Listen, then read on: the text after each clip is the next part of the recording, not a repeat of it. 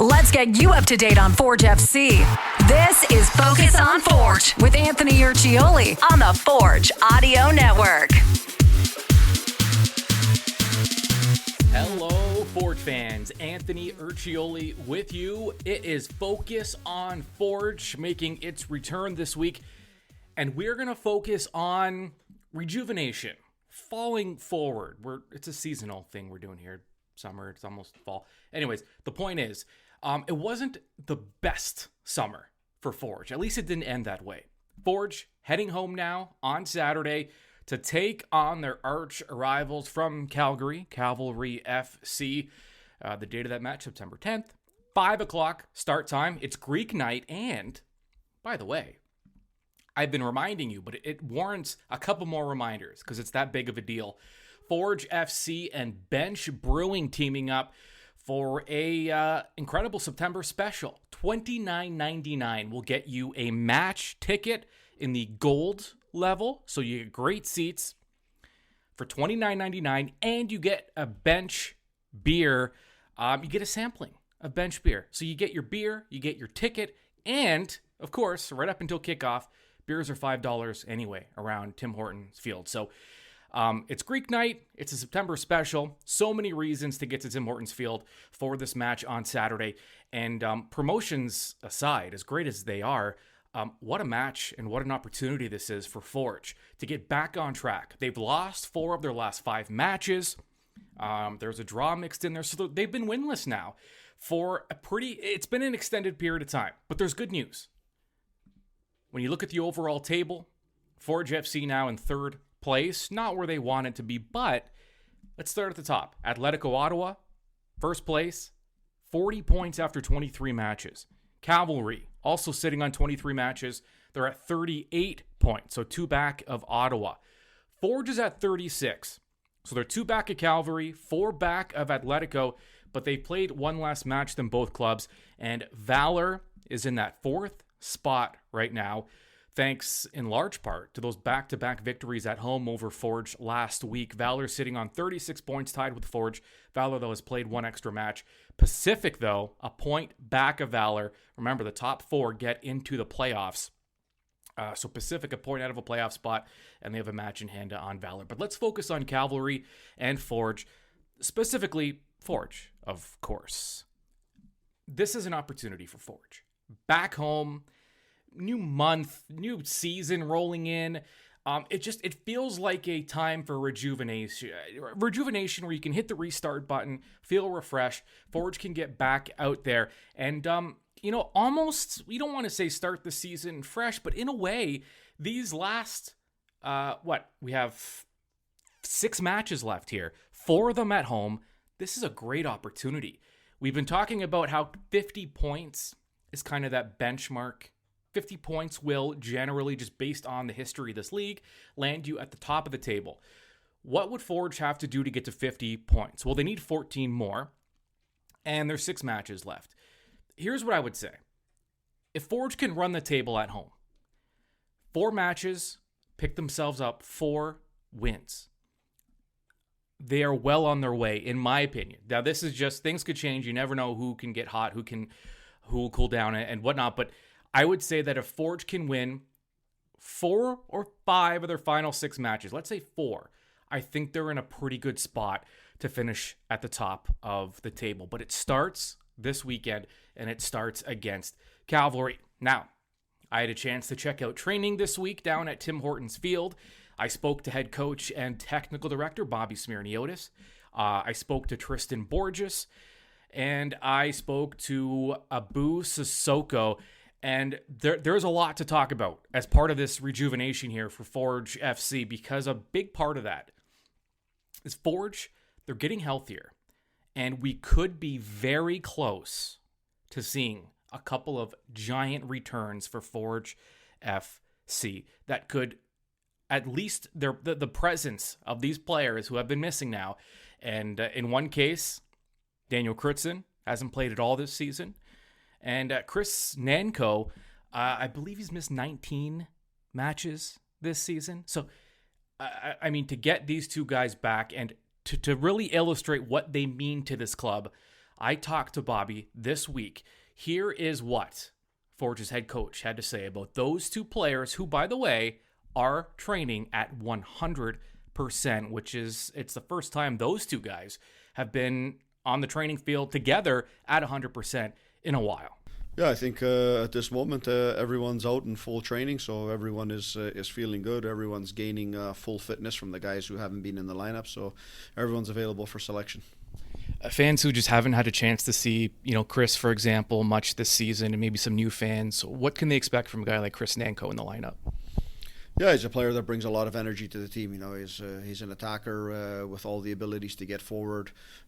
Good, exciting player who wants to do things at speed and on the dribble. Very good in the 1v1 situations. So, we look forward to kind of progressing him into the squad as the time comes, and along with some of the other players that maybe the fans haven't seen. It's an important time for us, and it's important to have everyone ready to go. Yeah, and Daniel Kritzen's another player. What does he bring to a lineup?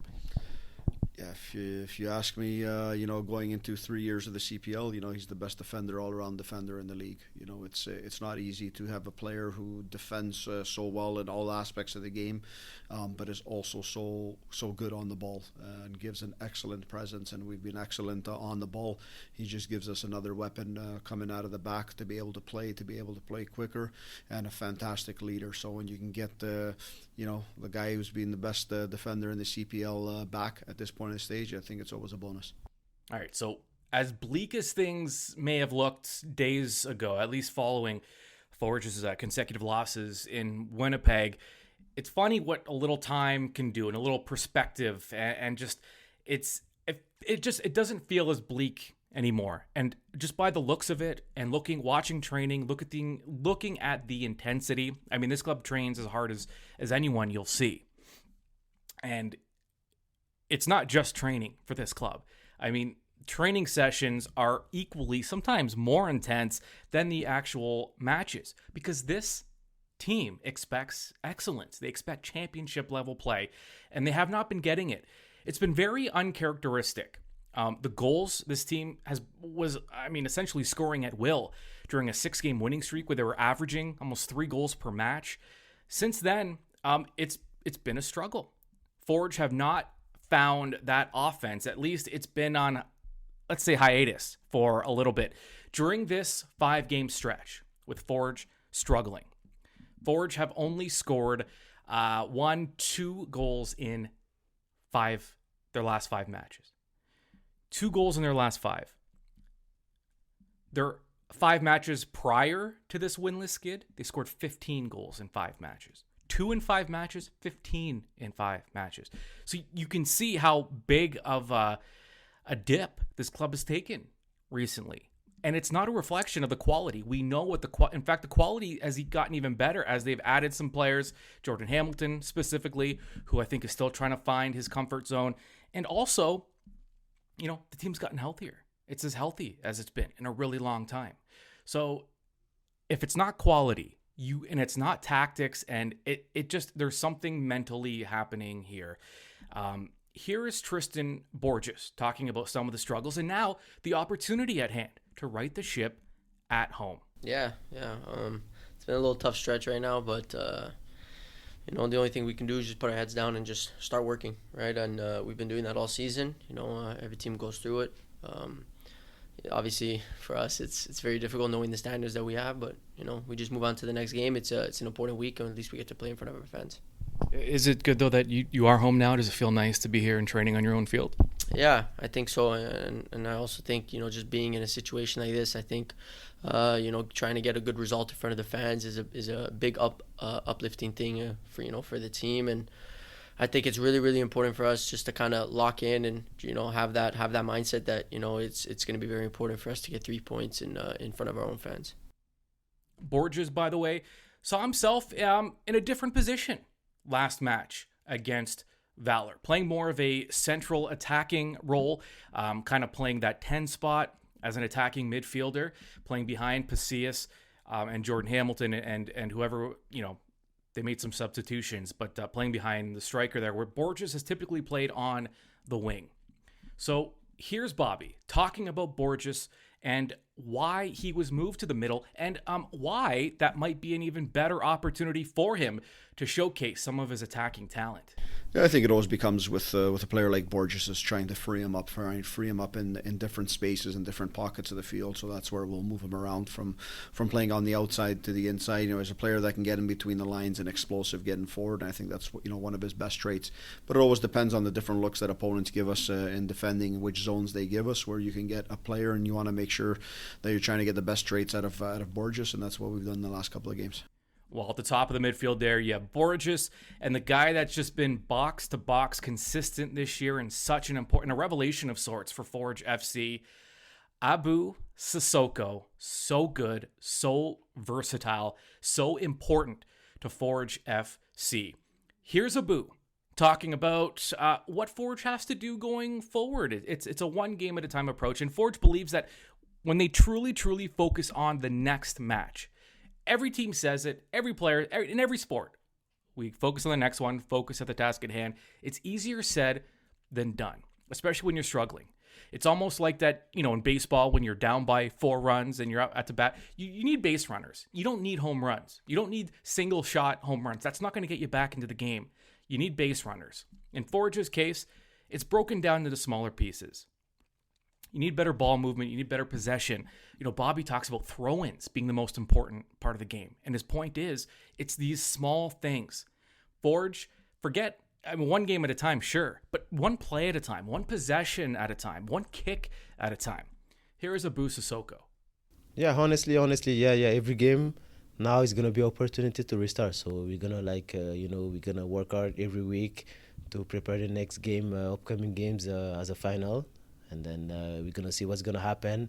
But we're fully confident. So everything's going to be good for the next game. So, yeah. When Forge FC is playing at their best, they're playing at a high speed and they're playing clean. They're not in their heads. It's very reactionary. It's when you have the experience and the quality that Forge has, you don't need to overthink these things. These guys, they know how to play, and they know how to play in this system, Bobby Smirniotis' system. And at the end of the day, it's just about playing. Stop thinking. Have fun. Again, I know, much easier said than done, but it feels very mental at this point, and the mistakes that we're seeing are very uncharacteristic of Forge FC. So heading into this match against Calvary, and we will get more detail, by the way, I should actually mention. However, wherever you get your Forge content, whether it's via podcast, YouTube, social media, or at CanPL.ca, we have plenty more coming up ahead of this Calvary match. We'll have a more in-depth match day preview. Charlie O'Connor-Clark from CanPL.ca is going to join me, and we will break down in detail this match against Calvary, and that'll also lead us into our 3 keys to the match. So we will get more into this match with Calvary, but we need to take a step back a little bit here, rather than going completely in depth. Because if this is an issue of just the team not just mentally maybe overthinking, in hockey they say gripping their sticks too tight. In football, it's gripping the ball too hard. In this case, it's a little heavy on the touch. And that's what it's looked like. The control hasn't been there, the possession, the ball movement, the movement off the ball, the runs, players just having more difficulty than normal finding each other. And the game Forge wants to play is a possession game. And at halftime, in that last match against Valor, by halftime, Forge was trailing in possession. They never give up possession.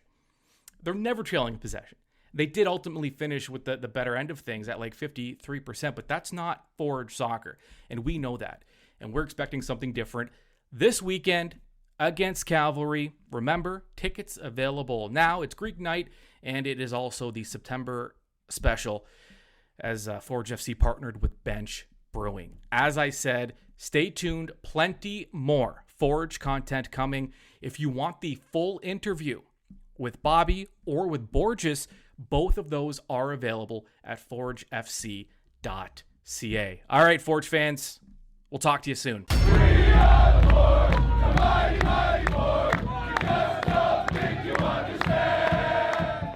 Anthony Urciuoli and Focus on Forge. Subscribe on Spotify or wherever you get your podcasts to the Forge Audio Network.